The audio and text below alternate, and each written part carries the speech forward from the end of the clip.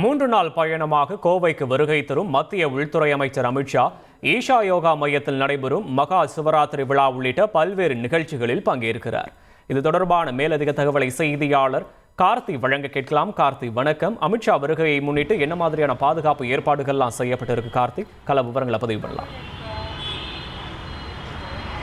வணக்கம். அமித்ஷா வருகையை முன்னிட்டு 7000க்கும் மேற்பட்ட போலீசார் கோவையில் குவிக்கப்பட்டிருக்கிறார். அமித்ஷா கலந்து கொள்ளக்கூடிய நிகழ்ச்சிகள், அவர் தங்கக்கூடிய இடம் மற்றும் அவர் செல்லக்கூடிய இடங்கள் அனைத்திலுமே 5 அடுக்கு பாதுகாப்பு போடப்பட்டுள்ளது. நேற்றிலிருந்தே போலீசார் தொடர்ந்து ரோந்து பணியில் ஈடுபட்டிருக்காங்க.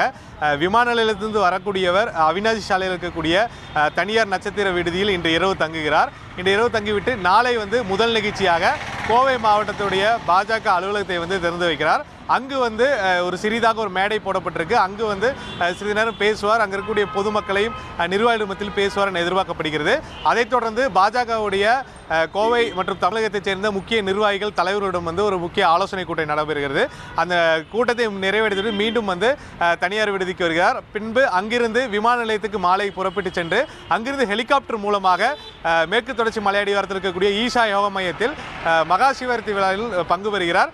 அங்கு இரவு தங்கிவிட்டு அடுத்த நாள் வியாழக்கிழமை காலை மீண்டும் ஹெலிகாப்டர் மூலம் விமான நிலையம் வந்தடைந்து அங்கிருந்து மீண்டும் டெல்லி புறப்பட்டு செல்வதற்கான பயண திட்டங்கள் வகுக்கப்பட்டிருக்கு. 3 நாட்கள் அவர் கோவையில் இருக்கிறனால தொடர்ந்து பல்வேறு பகுதிகளிலையும் அவர் இருக்கக்கூடிய பகுதியில் போலீசார் குவிக்கப்பட்டிருக்காங்க. வெடிகுண்டு தடுப்பு பிரிவு போலீசார் பாதுகாப்பு பணியில் ஈடுபட்டிருக்காங்க. தொடர்ந்து ரோந்து பணிகள் மேற்கொள்ளப்பட்டிருக்கு. அதே சமயம் காங்கிரஸ் மற்றும் அரசியல் கட்சியினர் மற்றும் முற்போக்கு இயக்கங்கள் கருப்பு கொடி காட்டும் போராட்டங்களையும் அறிவித்து ஆங்காங்கே நடத்திட்டு இருக்காங்க. அதற்கும் பாதுகாப்பு கொடுக்கப்பட்டு அதையும் போலீசார் கண்காணித்து வருகிறார்கள். எந்த விதமான அசம்பாவிதம் நடைபெறாமல் இருப்பதற்கும் மத்திய அமைச்சர் வரக்கூடிய அனைத்து இடங்களுக்கும் பாதுகாப்பும் போடப்பட்டிருப்பது குறிப்பிடத்தக்கது. விவரங்களுக்கு நன்றி கார்த்திக். அலாவுதீன் நாட்டை காப்பாற்ற போராடும் சாமானிய இளைஞனின் சுவாரஸ்ய கதை தினமும் இரவு 8 மணிக்கு.